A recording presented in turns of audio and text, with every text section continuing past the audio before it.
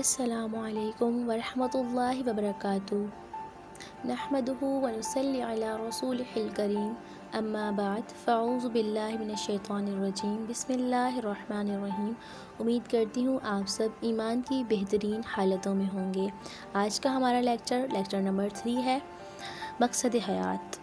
دنیا میں ہر چیز کسی نہ کسی مقصد کے لیے پیدا کی گئی ہے اور قدرت ان سے انہی مقاصد کو پورا کرتی ہے۔ زمین کو ننھی کوپلوں سے لے کر یہاں تک کہ سورج تک کسی نہ کسی مقصد کے لیے پیدا کیا گیا ہے۔ تخلیق کائنات کی مقصدیت کا سب سے روشن پہلو یہی ہے کہ اللہ تعالیٰ نے کسی چیز کو بے مقصد پیدا نہیں کیا، پھر مختلف مقاصد کو نوع بنو یعنی رنگ برنگ قسم بقسم چیزوں کا پابند کر دیا کہ اس طرح وہ مقاصد پھیلتے چلے گئے، جیسا کہ اللہ تعالیٰ نے مقصد کائنات کو خود بیان فرمایا ہے اور اپنی بہترین مثال اس طرح کہی ہے انسانوں سے، آپ لوگ سنیں گے تو آپ ضرور خوش ہو جائیں گے۔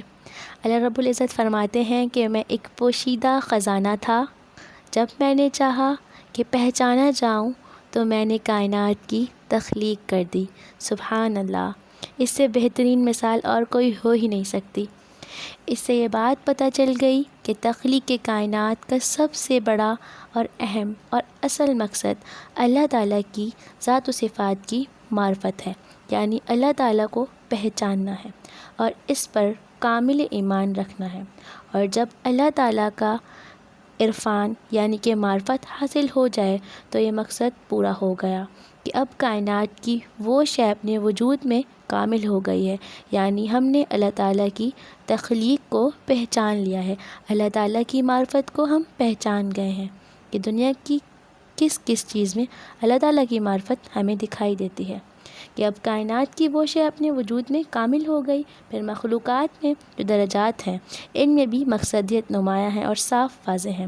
پہلے اس امر پر غور کر لیں کہ اللہ تعالیٰ نے مخلوق کو ذی حس کو 3 طرح بنایا ہے اور 3 طرح پر مقرر فرمایا ہے۔ ایک تو وہ ہیں جن کو عقل دی اور نفس سے محفوظ رکھا، جیسے فرشتے۔ دوسرے نمبر پر وہ ہیں جن کو نفس دیا اور عقل سے بے بہرا کیا، جیسے کہ حیوانات۔ اور تیسرے نمبر پہ وہ ہیں جن کو عقل بھی دی اور نفس بھی دے دیا، جیسے جن و انس۔ ان میں سے ہر ایک کا مقصد جدا جدا ہے۔ فرشتوں کو بے نفس بنا کر انہیں صرف اپنی عبادت پر مامور فرما دیا اور دیگر ضروریات سے محفوظ کر دیا، یعنی فرشتوں کو اللہ تعالیٰ نے اپنی عبادت کے لیے خاص کر لیا اور تمام بشری تقاضے ان سے الگ کر دیے۔ جانوروں کو پیدا کیا تو انہیں عقل سے خالی کر کے صرف نفس کا خوگر بنایا، کہ جانوروں کو نفس کا خوگر بنایا، عقل نہیں دی۔ جانور کو اس لیے نفس کا خوگر بنایا کیونکہ جانور باہر رہتے ہیں، اگر جانوروں کو بھی اللہ تعالیٰ عزت دیتے، شرف دیتے، وہ بھی گھروں میں رہتے، ان کے پاس بھی عقل ہوتی، لیکن ان کو صرف نفس کا خوگر بنایا ہے اللہ تعالیٰ نے۔ اب ان پر کوئی شرعی احکام یا امر نہیں کا حکم نافذ نہیں، مگر انس و جن کو بہیمی خصلت بھی دی اور فرشتوں کا شعور بھی، اس لیے کہ اس کے ڈھائی ایک طرف ملکوتی خصائل سے ملتے ہیں، دوسری طرف بہیمانہ صفات سے اس کو اس منزل پر کھڑا کیا جو انتہائی زیادہ آزمائشی ہے۔ انہیں تکلیف شرعی بھی دی اور لذت نفس بھی دیا۔ اب ان و جنس یعنی انسان اور جن دونوں خصلتوں کے حامل ٹھہرے۔ اگر ملکوتی صفات غالب آ جائیں تو اس وقت انسان فرشتوں کا ہم نشیں ہے، اور اگر بہیمانہ خصائل غالب آ جائیں تو اس وقت وہ جانور ہے۔ رب کریم نے جن و انس کو صرف عبادت کے لیے پیدا فرمایا۔ سورہ ذاریات۔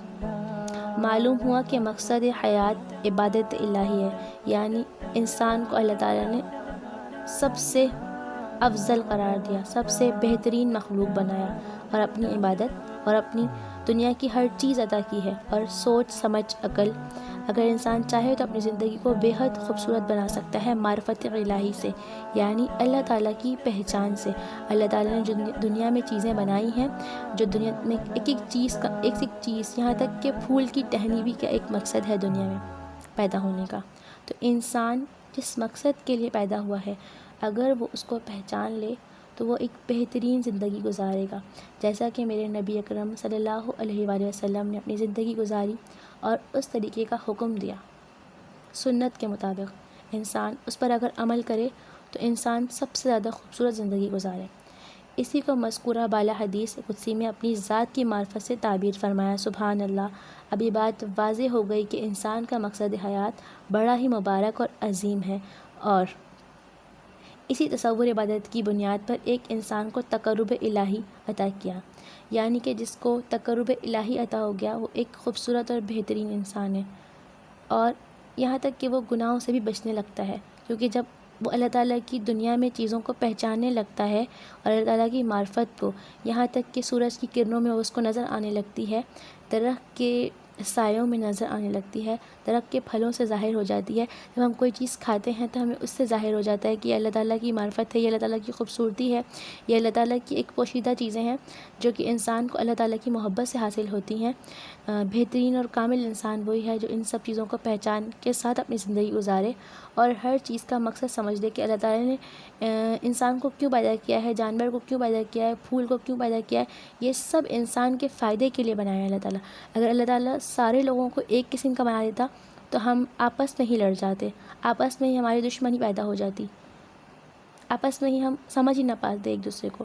اسی لیے اللہ تعالیٰ نے اپنے مقصد کے تحت، جس طرح اللہ تعالیٰ کا نور تھا، جس طرح اللہ تعالیٰ ہے، اللہ تعالیٰ نے بہت کامل طریقے سے ہر چیز کو دنیا میں پیدا فرمایا ہے انسانوں کی ضرورت کے لیے، اور سب سے افضل ان پر رکھا ہے انسانوں کو، اور افضل ہے انسان۔ اگر اپنے آپ کو انسان افضل سمجھے اور دنیا میں رہنے کے طور طریقے سمجھ جائے تو انسان سے بہترین چیز کوئی ہے ہی نہیں۔ امید کرتی ہوں کہ آج کا لیکچر آپ کو اچھی طریقے سے سمجھ میں آیا ہوگا۔ اگر آپ کو میری ویڈیو اچھی لگی چینل کو لائک، سبسکرائب، شیئر کرنا نہ بھولیے گا۔ وآخر الدعوانا والحمد للہ رب العالمین۔